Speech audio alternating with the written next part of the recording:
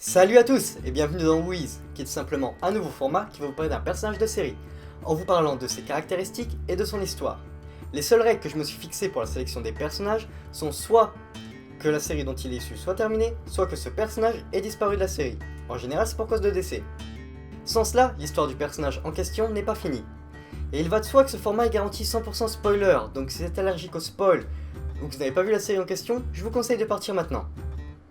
Et bref, cette intro est beaucoup trop longue, donc c'est parti.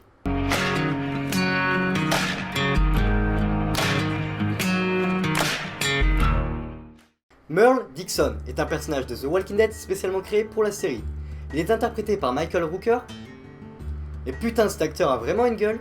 Merle est le grand frère de Daryl Dixon. Ayant eu tous deux une enfance difficile, leur mère étant partie lorsqu'ils étaient jeunes et leur père étant alcoolique et violent, Merle éleva donc seul son petit frère, lorsqu'il n'était pas en centre de détention pour mineurs. Il servit quelque temps dans le corps des Marines, jusqu'au jour où il eut un petit accrochage avec l'un de ses sous-officiers, Merle lui pétant 5 de ses dents au passage. Peu après son renvoi de l'armée, il embrasa une carrière de criminel, et plus particulièrement de dealer de drogue, mais aussi grand consommateur, jusqu'à ce que les morts envahissent la Terre. Merle fit sa première apparition dans l'épisode 2 de la première saison. Quand Rick va rencontrer pour la première fois son groupe de survivants à Atlanta, Dixon est seul sur le toit, tirant sur tous les rôdeurs passant dans sa lunette. Le groupe va lui demander d'arrêter car le bruit attire d'autres zombies. Une altercation va alors avoir lieu après que Merle ait appelé T-Dog un nigga. T-Dog va alors se faire botter le cul dans un combat bref mais intense. Après un petit moment où il annonça qu'il était le nouveau leader, Merle va se faire assommer et menotter sur le toit par Rick, laissé sous la surveillance de T-Dog. Le hic, c'est que le building dans lequel notre groupe s'était retranché est encerclé par les rôdeurs. Ils doivent alors partir d'urgence. T-Dog s'empresse pour libérer Merle, parce que T-Dog c'est un mec sympa. Mais il fait tomber la clé des menottes dans le caniveau. Il va donc fermer la porte du toit avec une chaîne et un cadenas pour que Dixon ne finisse pas en repas pour les zombies. Quand je vous ai dit que c'était un mec sympa. Un épisode plus tard, une équipe de secours composée de Rick, Glenn, T-Dog et Daryl est envoyée pour secourir ce bon vieux Merle. Mais quand ils arrivent sur le toit, l'unique chose qu'ils retrouvent de lui est sa main droite, le bouc s'étant mutilé pour pouvoir se libérer. Merle refera son apparition dans l'épisode 3 de la saison 3, avec une jolie prothèse de lame trop badass à la place de la main. Il a aussi pris du grade et est devenu le bras droit du gouverneur, leader de la communauté de Woodbury.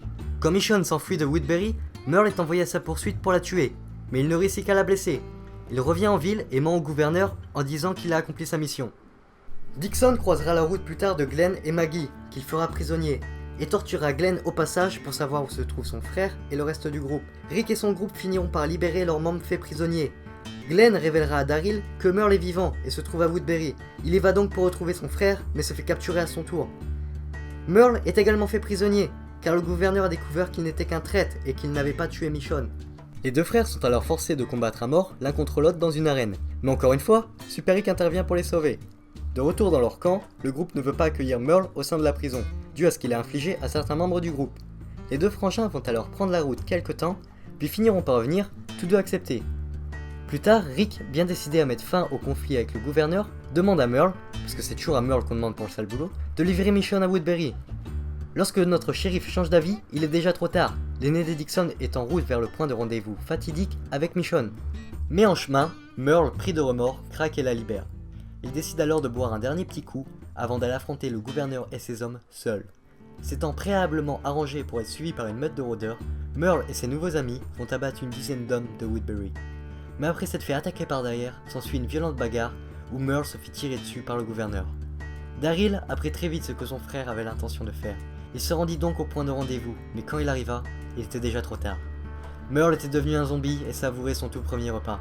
Daryl l'a battu avant de s'effondrer de tristesse.